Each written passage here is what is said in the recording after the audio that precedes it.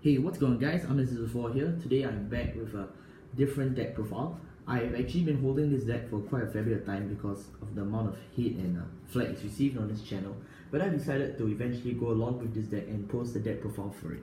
As for some of the people posted in the comment section below, just to address some things, yes, the Gamo deck is heavy in Counter Blast, and I decided to add in two Tactical Liberator Brainiuses into the deck to help ease the Counter Blast situation.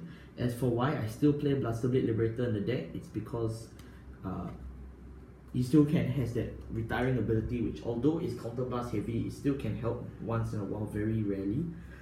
The second question is somebody actually requested for me to do a Shirayuki deck. My apologies, I do not have a Shirayuki deck, and I'm trying to get in contact with somebody who does own such a deck so that I can make a deck profile for that deck. But at the moment, I currently do not have it, so I'm sorry, you'll have to wait. This deck is as you probably guessed, is the Dragonic Kaiser Vermilion deck profile. Dragonic Kaiser is dead, I'm not going to lie, but this is still a fun Narukami deck that I feel can still be played today. The deck has many features that may be perceived as while interesting, it also can be perceived as rather weird because of the deck choices in the deck. However, there are reasons for every card in the deck, and I hope you stay around to enjoy my reasoning. Of course, if you like this video and want to see more weird and budget decks, please let me know in the comment section below if you have anything else you'd like to see and I happen to have or know someone who has it. If not, if you have any questions for me, please also drop it in the comment section below. If you like the video, also please drop it a like. Okay, so I will go through the G zone secondly in the next part. So I'll go through the grade 3s first.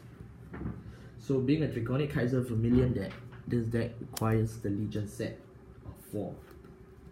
So I just took this out from the cupboard, so it'll take a while. So this is a full set of Dragonic Kaiser Vermilion Legion set using Crimson. Yeah, some of the cards, the sleeves are gone because these are old sleeves. So I'll get into the skill.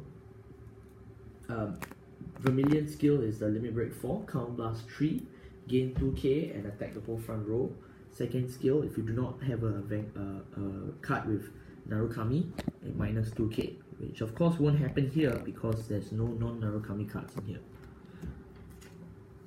Crimson is the card you'll be mainly riding. Legion with Vermilion for a total of 22,000. So the other skill is Limit Break. Choose one of your activated skills and it becomes free of cost. So naturally you will use this on Vermilion because his Limit Break is activated. It's a 1 per turn skill, so you can't stack the Limit Break, and in addition it is also Limit Break restricted, so truly this skill can only be used at 4 damage, which retains to its older requirement. The second skill is to Soul Blast 1 and gain 2k. So it's just to help you clear the soul.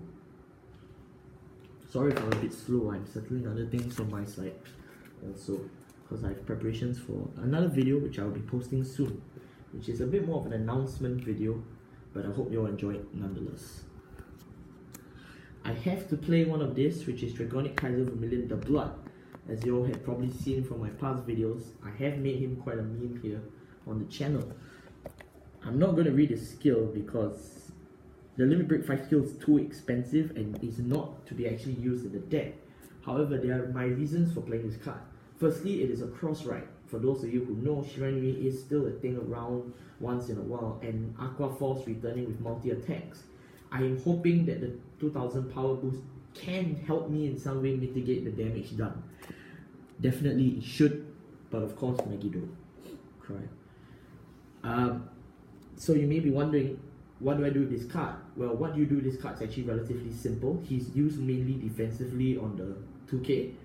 Other the words, if you play the blood on a certain game, then your strategies will be shifted to strike based, because this deck does have quite a fair bit of strikes, and you will now use these strikes instead of relying on Legion. That being said, your main usage for the deck is strikes anyway, but mainly you should also use Legion if you run out of supplies, or if you feel there is really no point striking, because the front row clear is 0 cost with Crimson, so you should aim to manipulate that as much as possible.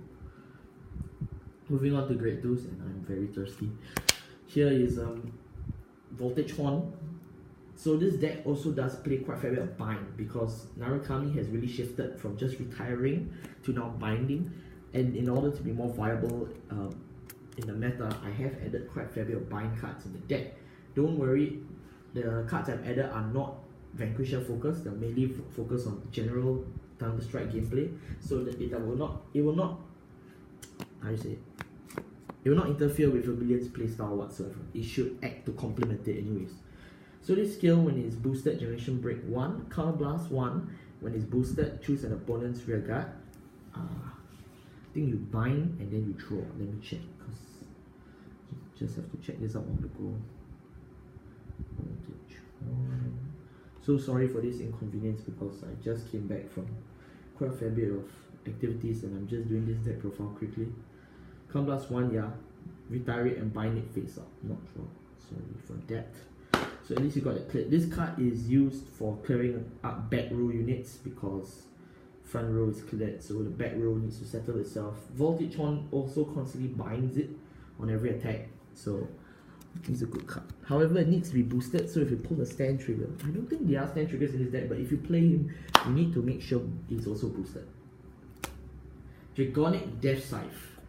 Now, you may be wondering why am I playing this, but more veteran players would be nodding their heads, because this guy is used really to shut down rush decks to the most it can. This deck doesn't use a lot of counter blast, so Death Scythe still has room, unlike Blaster Blade Liberator in the Garmor deck.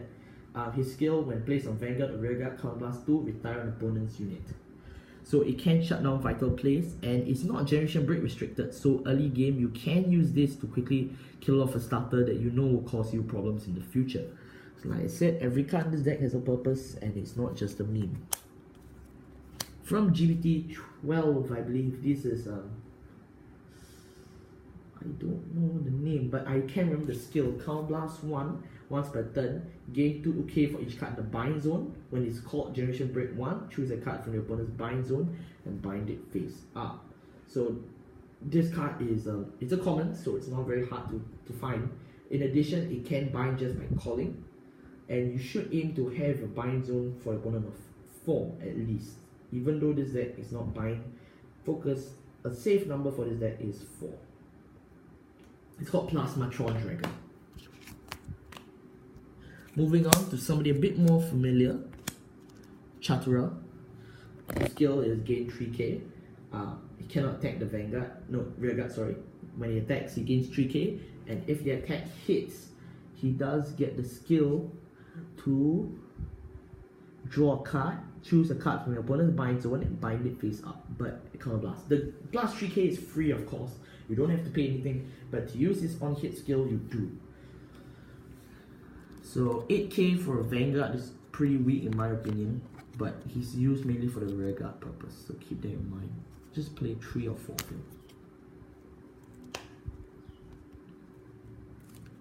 I'm not very sure what to put, so just for strength purpose, I put in 2 8k vanillas. Honestly, you can put anything you would like inside the deck. I just ran out of ideas and budget, so I put it in. 8k is a pretty strong beater in the early game, and it can also be used as a strong boost for the Vermilion sweep, so for front row sweep. So really it's up to you what you put in here.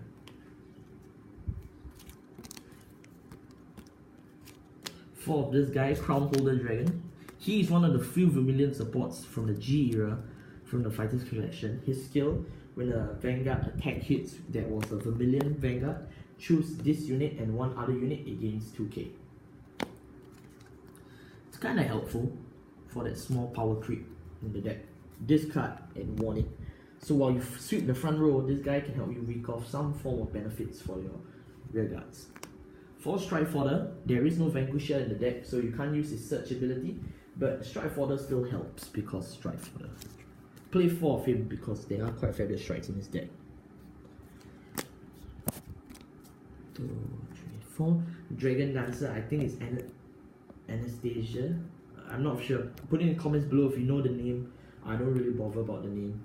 So it is a perfect guard and an unflipper. If there is one in the drop zone, you can just flip it over. So it can help you for the counter blast. This deck isn't very counter blast heavy, but this helps for the few counter blasts you have to pay.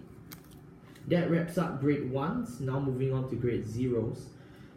This deck is quite Vanguard heavy, which is why I still play the deck in the metas with Overlords and Chaos Breakers, which focus a bit more on your rear guards and the occasional Cohen once in a while.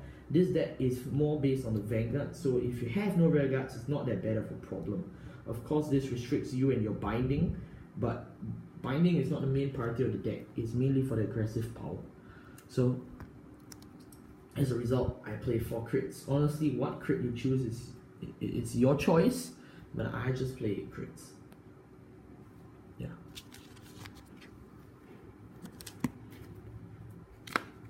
Meanwhile, I also play 4 draw. And last but not least, 4 heals. Just any 4 heal to do. It doesn't matter.